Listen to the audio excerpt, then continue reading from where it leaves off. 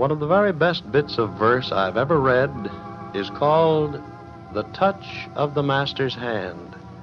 I used it first over the National Broadcasting Company network years ago and have read it over radio stations in various parts of the country since that time. It tells a real story.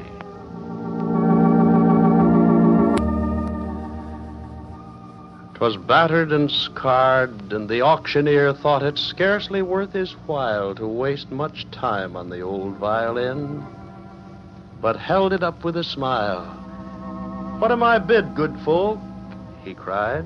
'Who'll start bidding for me? $1? $1? Now two, only two. $2. Who'll make it three?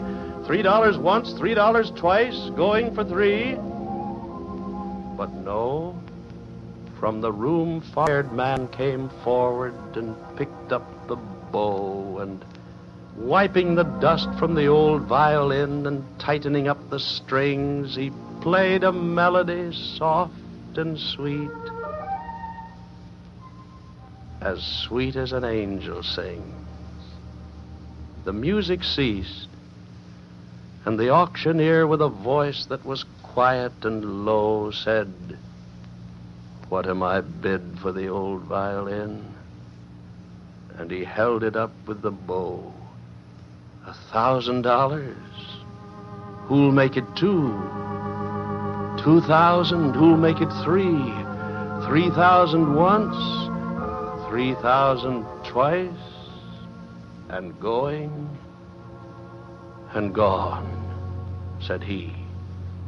The people cheered, but some of them cried, "We do not quite understand. What changed its worth?"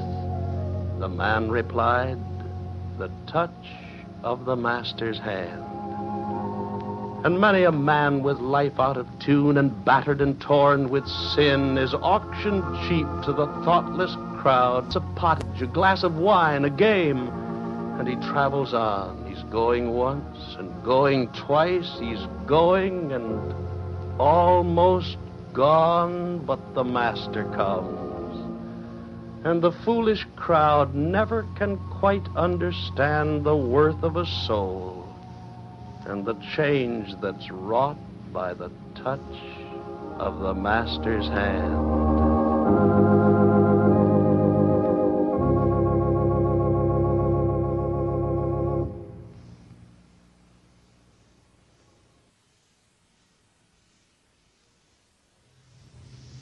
Someone has said that man's extremity is God's opportunity. How true that is. And how little we really experience God's power and grace and love until we stand at wit's end corner and, coming to the end of ourselves and our resources, cast ourselves completely upon Him. Are you standing at wit's end corner, Christian, with troubled brow? Are you thinking of what is before you and all you are bearing now? Does all the world seem against you and you in the battle alone? Remember, at wit's end corner is just where God's power is shown. Are you standing at wit's end corner, blinded with wearying pain, feeling you cannot endure it, you cannot bear the strain, bruised through the constant suffering, dizzy, dazed, and numb? Remember, to wit's end corner is where Jesus loves to come. Are you standing at wit's end corner, your work before you spread, all lying begun, unfinished, and pressing on heart and head, longing for strength to do it, stretching out trembling hands? Remember, at wit's end corner, the burden bearer stands. Are you standing at wit's end corner, yearning for those you love, longing and praying and watching, pleading their cause above, trying to lead them to Jesus, wondering if you've been true? He whispers, at wit's end them. as I won you. Are you standing at wit's end corner? Then you're just in the very spot to learn the wondrous resources of him who faileth not. No doubt to a brighter pathway your footsteps will soon be moved, but only at wit's end corner is the God who is able proved.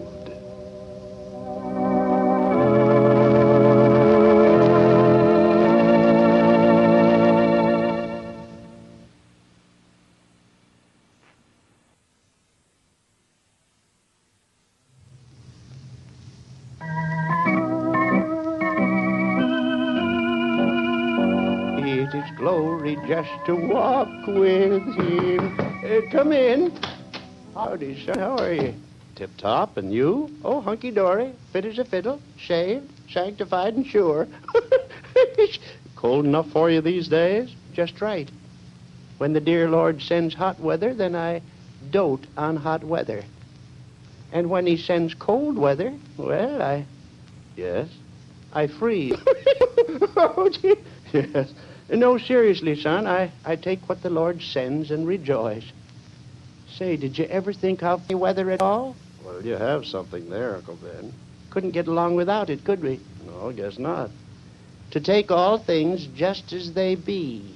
That's my philosophy. No use to blubber, mope, or fuss. Things ain't so bad, but they might be worse. How about a poem, Uncle Ben? Oh, well, sure. Never refuse. Did you ever hear this one? I've been counting up my blessings. I've been summing up my woes. But I ain't got the conclusion some would naturally suppose. Why, I quit a-counting troubles 'fore I had half a score. While the more I count my blessings, I keep finding more and more. Oh, there's been things that want exactly as I thought they'd ought to be, and I've often growled at Providence for not a-petting me. But I hadn't stopped to reckon what the other side had been, how I've been thickly crowded in.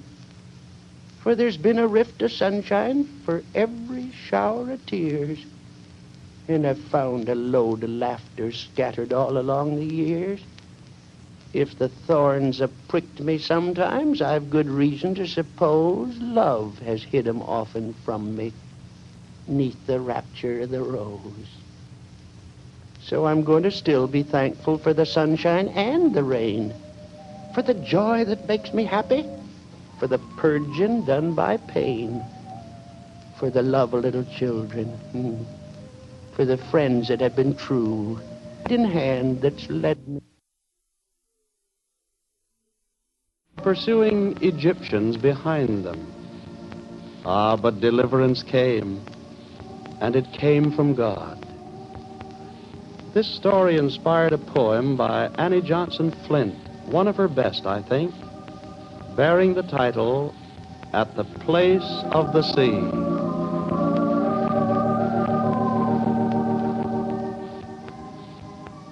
Have you come to the Red Sea place, where in spite of all you can do, there is no way out, there is no way back, there is no other way but through? Then wait on the Lord with a trust serene till the night of your fear is gone. He will send the wind, he will heap the floods when he says to your soul, go on. And his hand will lead you through, clear through, ere the watery walls roll down. No foe can reach you, no wave can touch. Cloud you shall see but the Lord alone, when he leads you on from the place of the sea to land that you have not known. And your fears shall pass as your foes have passed. You shall be no more afraid. You shall sing his praise in a better place, a place that his hand has made.